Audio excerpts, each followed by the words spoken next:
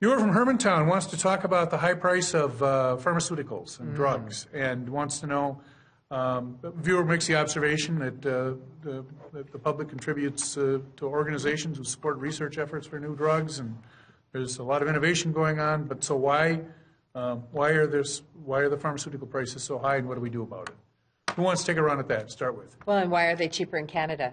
I actually think you've seen some action at the federal level on this issue.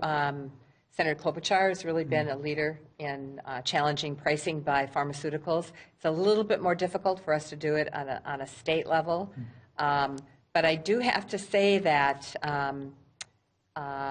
we certainly have not been very happy with what the pharmaceutical industry did around opioids and producing a very strong painkiller that a lot of people were prescribed with no knowledge and no realization how addictive they're going to be. So it's a little bit off your viewer's question, but we had a bill that passed the Senate last year on opioid treatment and prevention, opioid addiction treatment and prevention, and we think it's moving in the House now. Mike, you guys can probably talk about that, and I think that's going to be really significant legislation that will pass. But for us to be able to control the price of pharmaceuticals at a state level is more difficult. And I guess some of the frustrating part of that is when you see the EpiPens, where somebody buys the company and takes a product that has been paid for, has been on the market. Research's been done. It's been on the market a long time. It's a reasonable price, and jacks the price up 1,000%. Right. Just because he can. We've seen the same thing with insulin, that people need to stay alive, and that they've jacked the price up on that. So I mean, that's where people get frustrated. I mean, on the other hand, the drug companies will argue that, well, we need that extra money because that's our research money. That's where we get all these new drugs, these life-saving drugs that we have.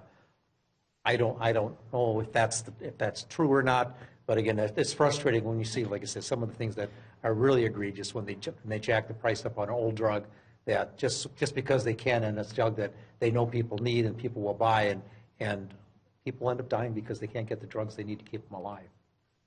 Representative Vogel? You know, it's one of those things where I really can't understand the global economics on this, and I say that from the standpoint of why are they differently priced in Canada? Why are they differently priced in Europe?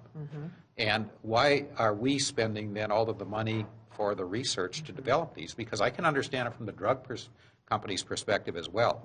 You have a tremendous amount of research and cost stuck into this thing. You get to the end and it doesn't work or it's not approved, and you scrap millions of dollars.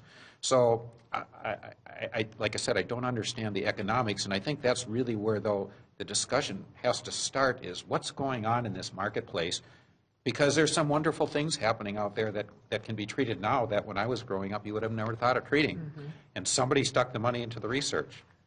But how did it get so out of whack that you can go across a border and buy it for a different price, and why? And that's what I don't understand. And yes, I have real difficulties with any kind of price controls. I really think that when we do something like that, we set ourselves up for a long-term issue, because then you start manipulating where it's going to get sold. Because if you can't sell it for a price here, it's going to get sold. It's just not going to get sold here. We don't know the ramifications of that. So I go back to, can we study the economics, and can we really figure it out? There was talk about 20 years ago about bulk pricing. So if you can have a lot of buyers, like a state does, if you could, as a state, negotiate with drug companies a reduced price for this particular drug. I mean, I think that happens with the Veterans Administration or some large companies like that, where they can negotiate a lower price. But if you're just an individual buyer, you just don't have that much power in the marketplace. On the opioids bill that Senator Pappas mentioned, she mentioned it was moving in the House. Do either of you have any updates on that or thoughts on that? I don't serve on the committees, on the Health and Human Services Committee, so I haven't seen it myself. Although I know my senator in the Senate, my senator is a big supporter of that, and is Senator Eaton is a co-author of that, because she had a daughter that passed away from a drug overdose, and so it's something that's a passion that she's about. I don't know. Like I said, we'll see what they do. I think it's getting the way to fund it, getting the way to fund the care that needed for that, the prevention, and it was a penny a pill last year. Then they came up with a different funding mechanism, and they got a different funding mechanism this year, and don't know all that much about it other than I know the insurance companies and the drug companies have opposed all of every way of trying to fund it because they don't want to have to pay for it, which is a problem they've caused with Right. some of the overprescribing of opioids.